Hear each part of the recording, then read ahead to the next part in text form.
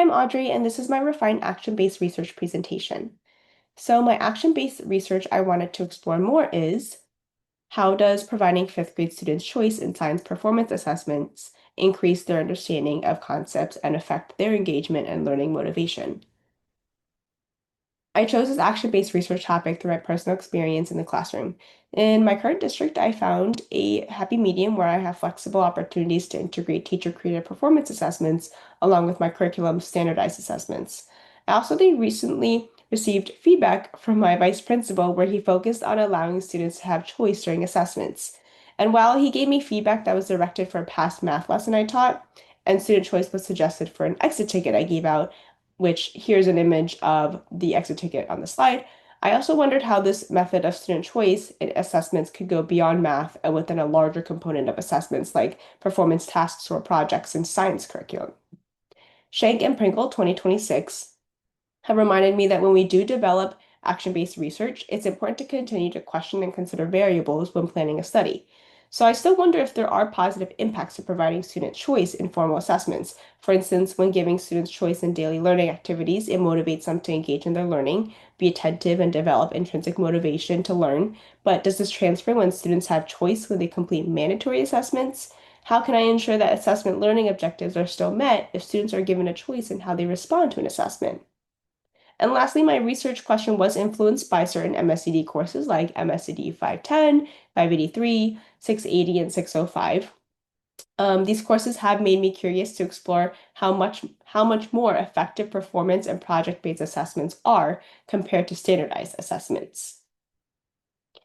When thinking of finding answers and solutions to my research question, I drafted a study here that includes action-based research components shared by both Purdue Libraries 2024 and Shank and Pringles' 2026 chapters 3 and 4. I ensured that my study includes hands-on collaboration, quantitative and qualitative data, so multiple forms of information can be compared to help answer my question.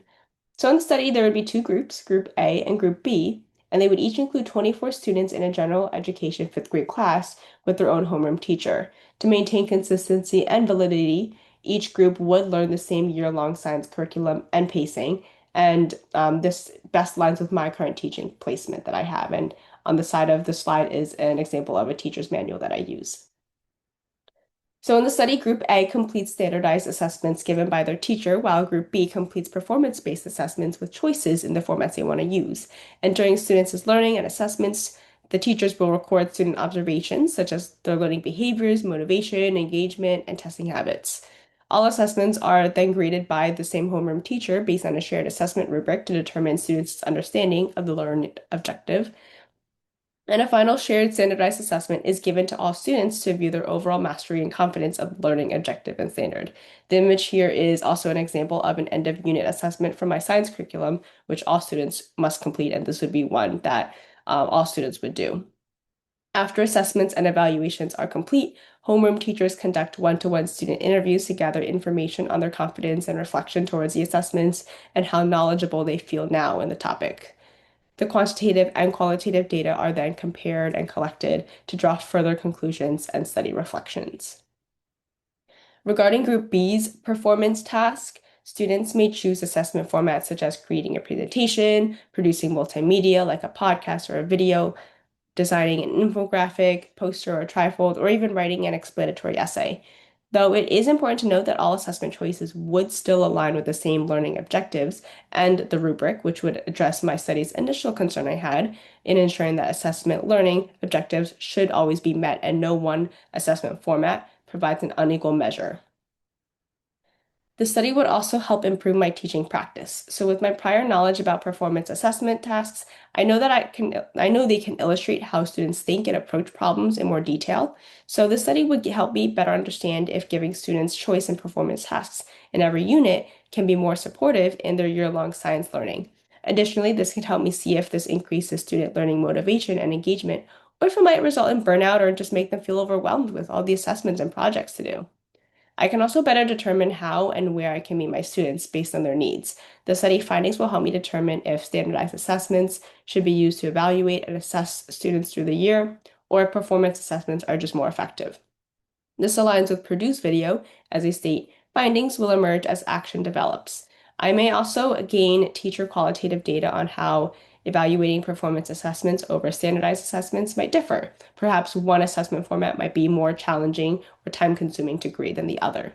And lastly, these findings may guide future decisions for needing future teacher preparation programs to help teachers create their own performance assessments and how to effectively grade them. For my students, this study would help me better understand them as I'm able to know which assessment methods best supports their learning and helps them demonstrate their understanding. As a result, it can help me serve them more equitably as I can honor their learning preferences when I develop instruction and assessments. The study findings may help me decide whether to include more student choice assessments in science curriculum as well. And with student choice in assessments, it would further support them academically through increasing their learning motivation, accountability, and ownership, intrinsic engagement, and even their creativity. Additionally, the study may give me information on how I can better understand my students' families and communities. The data may provide more detailed information about their child during parent-teacher conferences, such as reasons why their child might be scoring lower on standardized assessments but higher on performance assessments, or why their child's attitude towards school and science has shifted as our assessment format shifted. By seeing how students prefer to communicate on assessments, it could also give me ideas on how to better communicate to stakeholders. As a local leader, as a school leader, I can initiate presentations or digital infographics to enhance engagement during family events. I might allow families to participate and choose what they would like to learn more about or choose what school events we should have. Excuse me. Overall, my research question and study would contribute to my long-term development in my own practice. Excuse me. It can help me make meaningful adjustments to my assessment methods within my curriculum and instruction, like determine if student choice should play a larger role in my science assessment practices. And this would help me be a more effective teacher since I will be better informed about what my students know and what they might need more support in. Purdue Libraries also suggests my study would help me participate, improve, and modify my science teaching practice. And perhaps if the study shows tremendous findings, maybe further studies in other subject areas or grade levels could be pursued, which can be shared with my colleagues, and we can all better support our students in our school. And here are the references that I use in this presentation. Thank you for watching my video and have a wonderful day.